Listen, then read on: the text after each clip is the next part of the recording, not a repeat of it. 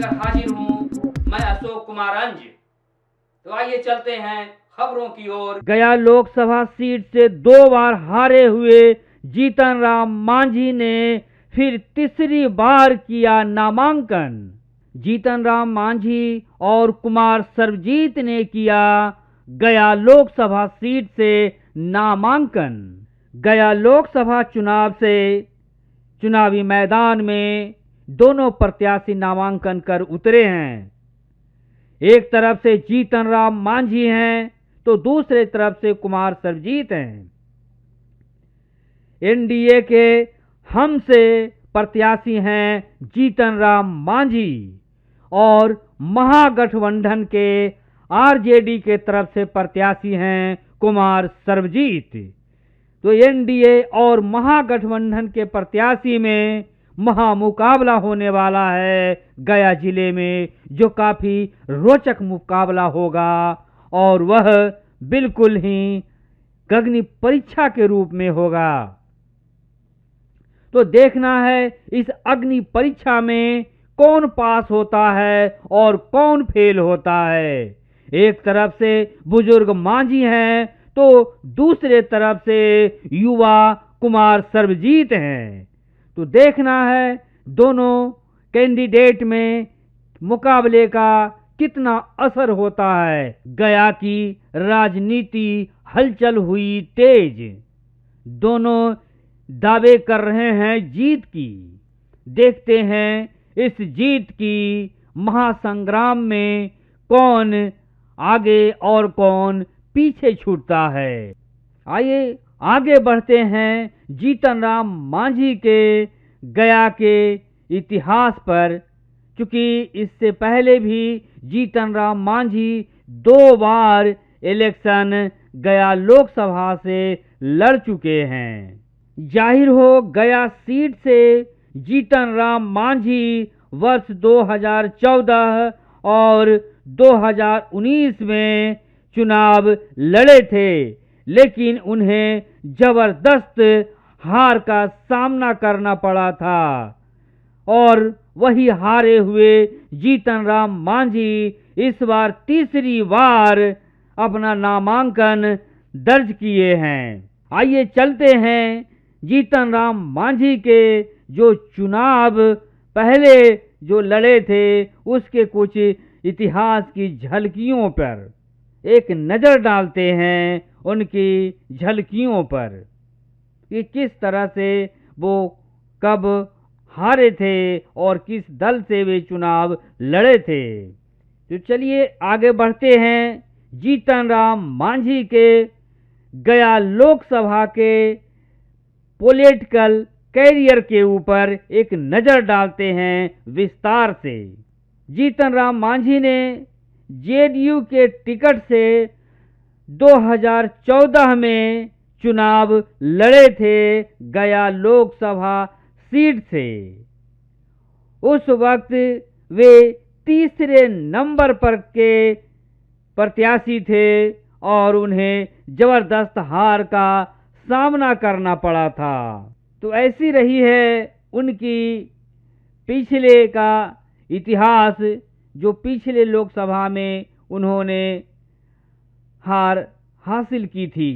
इसी कड़ी में अगर बात करें कि श्री मांझी ने वर्ष 2019 में जो चुनाव लड़े थे वे महागठबंधन के बैनर तहत चुनाव लड़े थे और उस वक्त भी उनकी जबरदस्त हार हुई थी। उन्हें हार का सामना करना पड़ा था। वे हार का ही अब तक मुंह देख चुके हैं। जाहिर हो जीतन राम मांझी हिंदुस्तान अवाम मोर्चा हम के सुप्रीमो हैं, जिनकी अग्नि परीक्षा जारी है और इस अग्नि परीक्षा में पूरी तरह से जोर लगाए हुए हैं हम पार्टी के संरक्षक एवं प्रत्याशी उम्मीदवार जीतन राम मांझी। वे पूर्व मुख्यमंत्री भी रह चुके हैं बिहार के और फिल वक्त वे इमामगंज के विधायक भी हैं। जाहिर हो वर्ष 2024 के लोकसभा चुनाव में उनके साथ भाजपा, जदयू और रालोमो खड़ा है। फिर भी देखना है कि जीतन राम मांझी कितने उम्मीद के साथ वो इस हार को हराकर जीत की ओर बढ़ेंगे। अगर बात करें इसी कड़ी में तो उन्हें महागठबंधन के उम्मीदवार आरजेडी के कुमार सर्वजीत उन्हें टक्कर देने के लिए तैयार हैं और वे पहली बार गया लोकसभा सीट से चुनाव लड़ रहे हैं और राजद के एक भारी भरकम वे लीडर हैं। कुमार सर्वजीत बोधगया से एमएलए हैं और वह मंत्री भी रह चुके हैं। इस तरह से पूरे चुनावी मैदान में, चुनावी अखाड़े में दो दिग्गज आपस में आमने सामने की लड़ाई में बिल्कुल सामने हैं। तो इस बार देखना है कि 2 बार हारे हुए जीतन राम मांझी का किस्मत बदलेगी या फिर हार की तरफ बढ़ेगी या जीत की तरफ बढ़ेगी, ये तो वक्त का तकाजा होगा।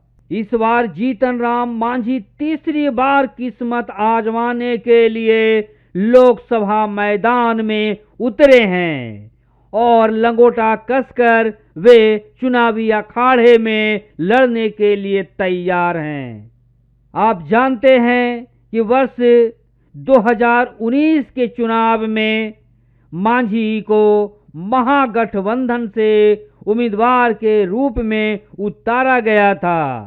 उस वक्त वे दूसरे स्थान पर रहे थे। आपको बताते चलूं कि गया लोकसभा क्षेत्र के अंतर्गत 6 विधानसभा क्षेत्र आते हैं, जिनमें शामिल है गया टाउन, शेरघाटी, बोधगया, बाराचट्टी, बेलागंज और वजीरगंज विधानसभा क्षेत्र।